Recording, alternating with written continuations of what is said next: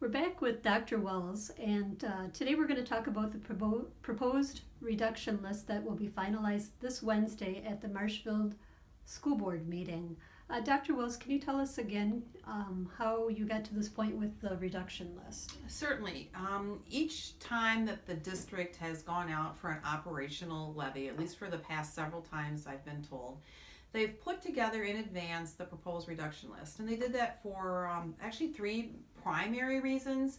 The first reason would be for the community's right to know. When you go to the polls, you're looking at an item that's on a ballot. It's the language on those is controlled. And so it's really so that the community really has a right to know and has the information about what is it they're really voting on.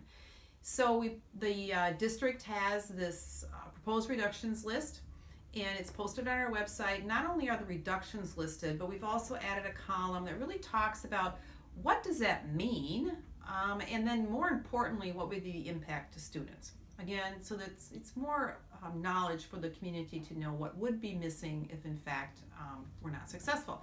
The second item that really comes to mind is the staff's right to know. In some of those reductions, there are either reductions of lessening of programs, or in some cases an elimination of a program might take place. Regardless of whether it's reduced time or elimination of a staff person, the staff have a right to know what's at stake. And then the final reason would be for budget purposes and planning. If, in fact, it was not successful, the district would have to have a balanced budget moving forward, and it's so that the board has this in front of them. They've had time to study it, they've had time to get feedback, but in the end, the business office does need to come forward with a budget that meets the needs of the district, but is within the revenue allowed by the district. So that's why we have this list going forward in advance of the referendum. Now, the school district held 2 listening sessions with the public. What did you gain from the listening sessions? Sure.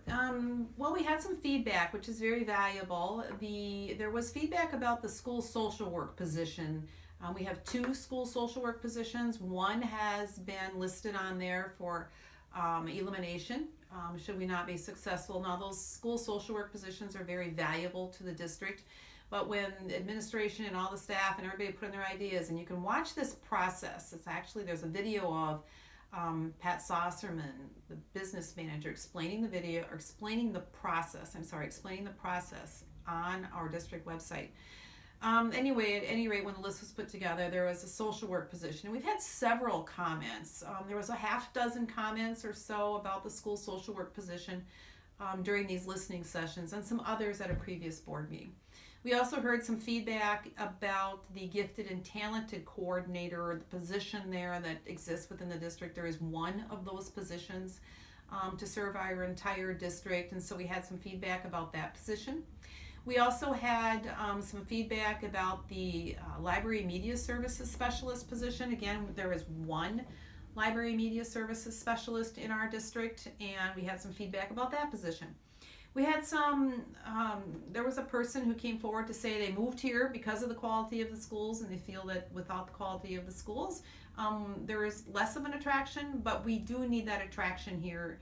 And that was an attraction, at least for this particular individual who came forward.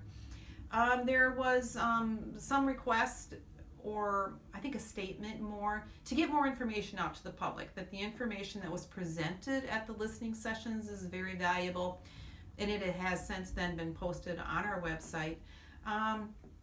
Then there was maybe there was a comment about the impact of losing teacher assistant positions and how those are so valuable to not just an individual classroom teacher or instructor, but also to the building as a whole and to the district and the valuable role that they play. And then there were some questions that were raised, questions about if the referendum is successful, do all of these particular items, then are they restored? All types of questions like that. And those were addressed by Mr. Saucerman either at the meeting, or our communications specialist took notes, and those can be found on our frequently asked questions. And there are a couple of, I think, some comments that were raised that we're still looking into what the right response would be on those, such as multiple licensing of teachers. We do have some teachers who are multiply licensed already. And then there was a question about how many open enrollment students, and I think there were maybe one or two other comments like that. But overall, there was feedback regarding most of the feedback was about some of those positions that are listed for reduction. Now, does the public have an opportunity to express their concerns and questions before tomorrow night's school board meeting?